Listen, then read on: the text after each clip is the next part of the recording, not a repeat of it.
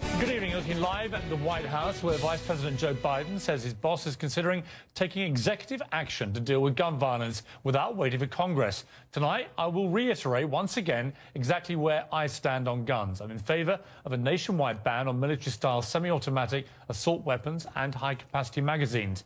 I want to close the absurd gun show loopholes that require private dealers from now on to run background checks on buyers at gun shows. And I'd like to see President Obama increase federal funding for mental health treatment for all Americans who need it. I think that would go a long way towards at least trying to stop the deadly toll of gun violence in America. But tonight, I'm talking to a man who doesn't agree.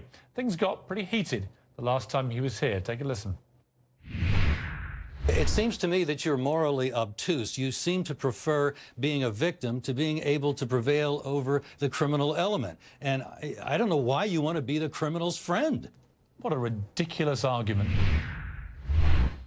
Larry Pratt is the Executive Director of Gun Owners of America. I've invited him back in the hope we can have a more meaningful discussion tonight about guns in America. Mr. Pratt, welcome back to you. And thank you for having me. Why did you agree to come back? Well, I thought maybe we could help you sell some more newspapers. More newspapers? Increase your viewership. Right, we're a television channel. You're aware of that? Oh, I'm sorry. Yes, of course. If you were at the meeting with Vice President Biden tomorrow with the NRA and Walmart and others, what would you be saying? That the discussion has not been going anywhere that we can tell in a productive way. We're not talking about making it so people can defend themselves precisely in these gun-free zones that have been the scene of all of our mass murders for the last 20 years. Hopefully, at some point, we're going to come to the realization that repeating the same policy year after year, getting the same deadly results, is only going to get us the same deadly results the next time. Right, so your solution, if you were there in that meeting, would be to arm every school, every church, every hospital, everywhere that the members of the public could be. You certainly would want to encourage people who are qualified to carry a concealed firearm to be able to do so in a school zone. Right now, that is illegal in all but a couple of our states and some of our institutions of higher learning. But by and large, it's prohibited. That needs to stop because we have been using those as magnets where all of our mass murders have been occurring in these gun-free zones. It just seems that we have a fixation with the idea that no defense is a good defense, and that's not a good idea. Here's my issue with this gun-free zone claim that you keep making. You're not the only one that makes it.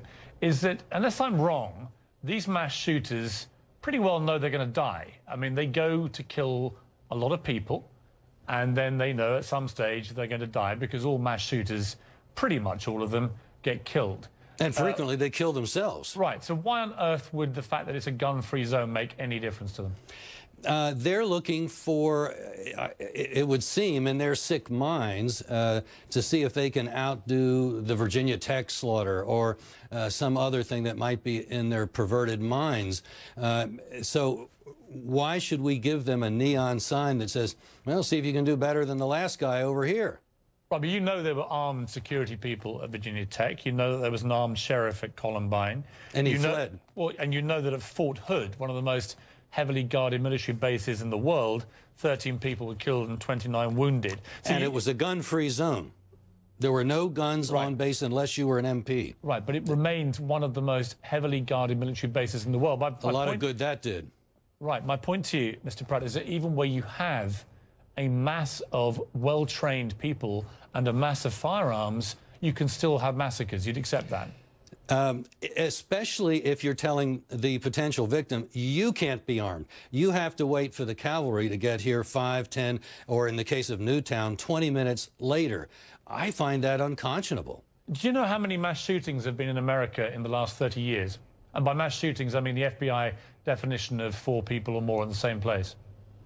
I don't have a number for the last 30 years. We've looked at that at Gun Owners of America for the last 20 years. I can tell you the answer is 62. Do you know of those 62 mass shootings, how many times a civilian has actually taken out the shooter?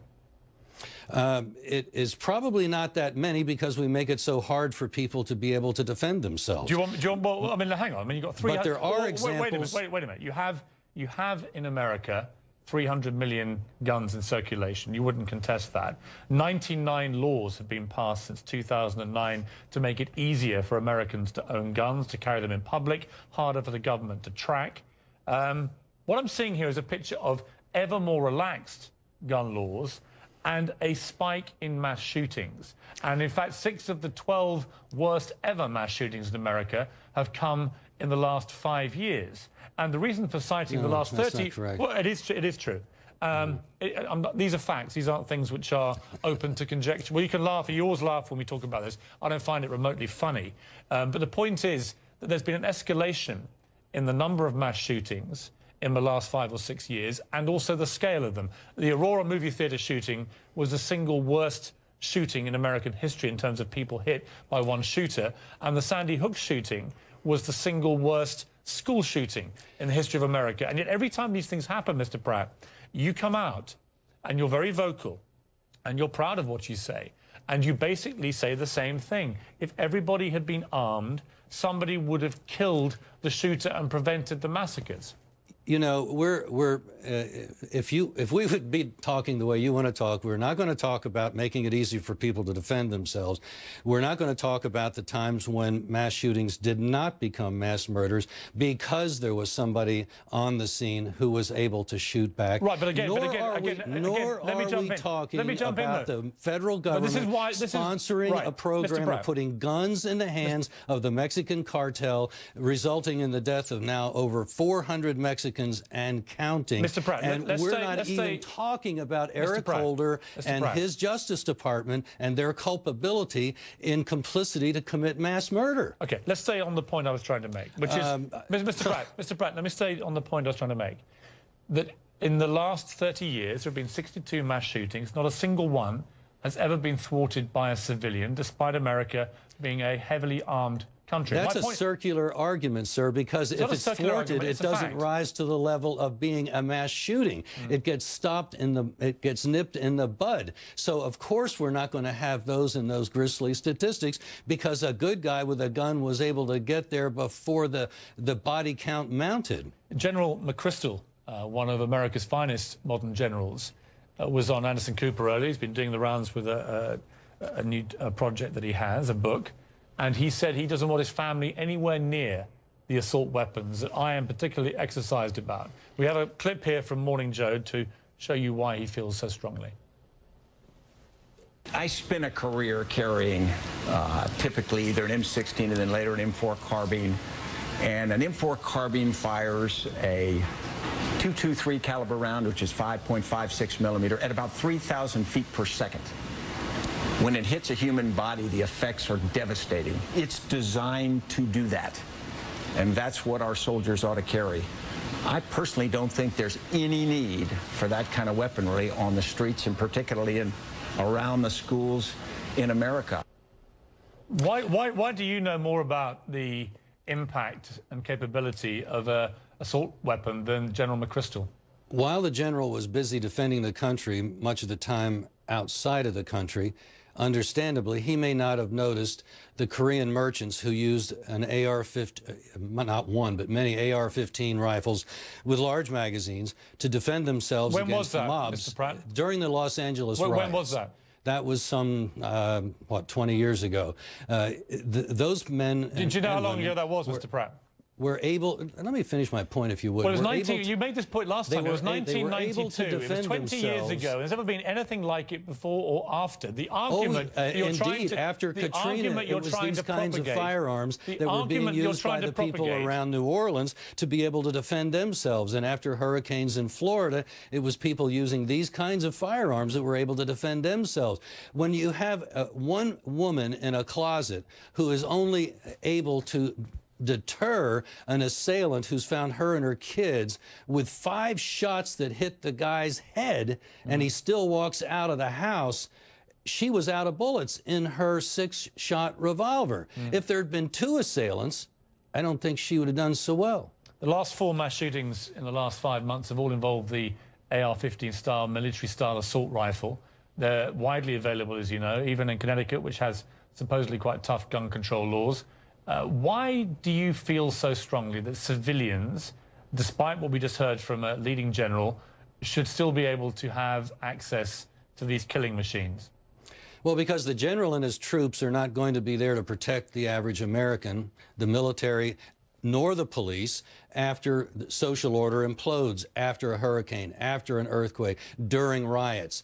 And his experience, and I very much appreciate his service to the country in the military, but he's not dealing with what civilians have to put up with in the vacuum of somebody being around to protect them. We're on our own. And I don't want to do it with a 2-shot Derringer or even that poor Georgia woman's 6-shot revolver. I want a real gun to be able to protect myself and my family, because it's not just likely to be one roving bad guy. It's likely to be a gang of people. And this is not Marquis to Queensberry. This is the real world where we're going to need sufficient firepower to protect ourselves. Oh, I think you have sufficient firepower, Mr. Pratt, because, of course, you have 300 million guns in circulation. That is why. And I want to read these statistics to you carefully, because I heard you this morning talking to Alex Jones, who I had on early in the week, and we'll play some more from him a bit later. And you were talking about these figures from Britain and how apparently the gun control in Britain has been a fiasco and crime has been through the roof, etc., etc. So I actually dug out the official figures. These are the homicide figures from guns in England and Wales by comparison to the United States of America going back to 2003. And I'm going to read these quickly to you, because I think they make a point on their own. 2003, gun murders in England and Wales, 68. In America, 11,920. In 2004, 73, England and Wales. In America, 11,624. In 2005, 50 in England and Wales. In America, 12,352. And so it goes on about the same levels in both countries. Now, no, let me finish. Here's my point. Every time I hear you say that there is a safer country where you have more guns, my brain takes me back to these figures, because in Britain we brought in as you know, a handgun and assault weapon ban after what happened at Dunblane, where a very similar number of school children were murdered with guns. This is the result of what happens when you take a responsible action to respond to a massacre beyond any kind of comprehension. Why do you still persist in trying to persuade Americans that the complete opposite is true? Well, first of all, according to your investigature of the constabulary, the data that you're using for the murder rate in England is a sham. There's a monumental misreporting of what constitutes murder. If 3 people are murdered, it's likely to be counted as one event. What an absolute lie. That is an absolute... That's what you say when you don't know what you're talking about. But let me tell you, it doesn't take very long. Mr. Pratt, it doesn't take very long to count 50 gun murders. These are your own government's data. How long do you think it takes Go tell the constabulary of Britain that they're lying. 50 you bodies ask a year? them for an apology. Why don't you? So you are telling me that 50 murders a year, 59, these are simply invented statistics. And in fact, the figures in Britain for gun murders are many more times that, yeah? That's what you're saying. Exactly what your own constabulary is saying. Actually, I don't know that you included in your litany the Cumbria murders that occurred well after the gun ban, in which 12 people were murdered. I admit I had to look up where Cumbria is, but it happens to be on the west coast of England. Yeah, don't be patronising. 50 murders in 2005, 41 in 2009, 39 in 2011. No, you had 970. I don't know what you're talking about. This is complete nonsense, Mr. Pratt. You're from another planet, Mr. Morgan. So you are stating, and that's why you're having trouble living in America. You are telling me on CNN that we had how many gun murders last year? 970, and you have a violent crime rate that is the 4th highest of any country in the world. You have just propagated an absolute lie. Well, then go tell the editors. 2011, there were 39 gun murders in England and Wales. Go tell the editors of The Telegraph, who published just that information 2 days after our last interview. Mr. Pratt, there were 39 gun murders in England and Wales in 2011. You're whistling past the graveyard. No, what you're doing is deliberately lying. deliberately twisting it so that Americans watching this who may be tempted to buy in to your ludicrous fear game rush out tomorrow and buy more weapons and more ammunition. Because you know what? More guns, less gun crime, less gun murders. It is a fallacy. It is based on lies. You've just propagated another lie. You've just said that a figure of 39, the official figures from the British Home Office, 39 gun murders in 2011 in England and Wales. You have added a naught to that and then trebled it. It's outrageous. I'm sure you're going to feel so much better. You'll feel so much better being defenseless until you need a gun. And then it'll be a little too late to buy your insurance policy.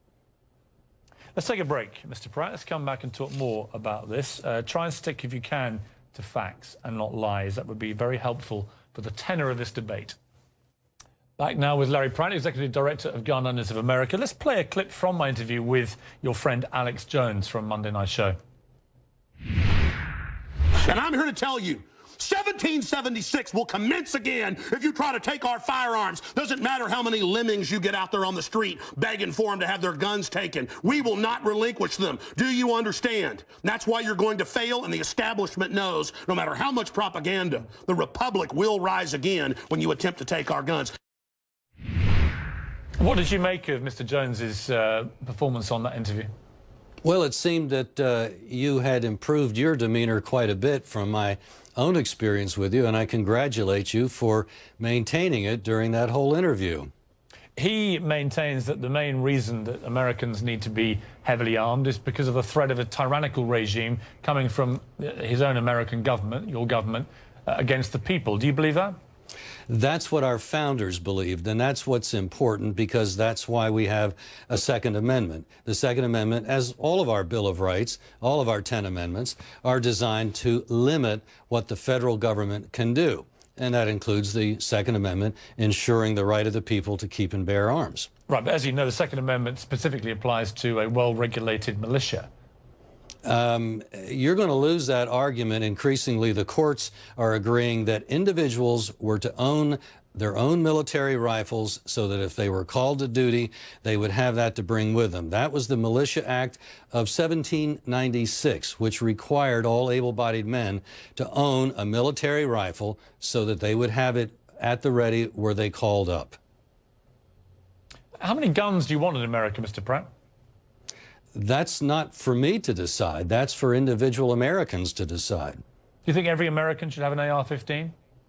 Every American should be able to get an AR-15. I understand there are plenty of people that are not going to want that. There are probably people that would rather have a superior firearm. That's their choice. What are you going to do if President Obama wins his battle and brings in new stricter gun control legislation? Well, he's not going to do it by legislative, in my opinion. What I'm concerned about, and what I've been concerned about since even well before the elections, is having seen the president rule by executive order where he has no authority in other areas, I can see that he would just go ahead, and the vice president has even hinted at an executive order that would accomplish some or all of their gun control agenda. That, I think, changes the game and throws into question the legitimacy of the federal government. And I would advise Mr. Obama to consider what happened to George III when he was doing similar things against the American colonists. You're likening President Obama to George III? Well, President Obama hasn't banned the importation of ball and powder yet, which George III did. But that was one of the major contributory elements to our war for independence. And George III, as you probably know, was so stressed by the loss of his famous favorite colony that he ended his days in a nut house. And I wouldn't wish that on anybody. When I talk to you, Mr. Pratt, I always look for some sense of humanity from you in this debate, that you could react to something like the Sandy Hook massacre in the way that I did and many other people did. And I never see it from you. All I see is a very determined attempt to make sure the only outcome is that the gun manufacturers sell more guns and sell more ammunition, as we saw in December, record gun sales, record ammunition sales. Sir, I would ask you, where is the humanity in telling people they must be disarmed, they must be victims, they must just sit there patiently and wait their turn for a bullet? Is that humanity? Where's the humanity in doing nothing after these massacres? The humanity was being able to do nothing during the massacre. That was the lack of humanity, and that's what we're trying to rectify. And you know what? I know this will come as more lies from Larry Pratt, but it's entirely possible that the House of Representatives will approve a bill by Representative Steve Stockman to do away with the gun-free school zones.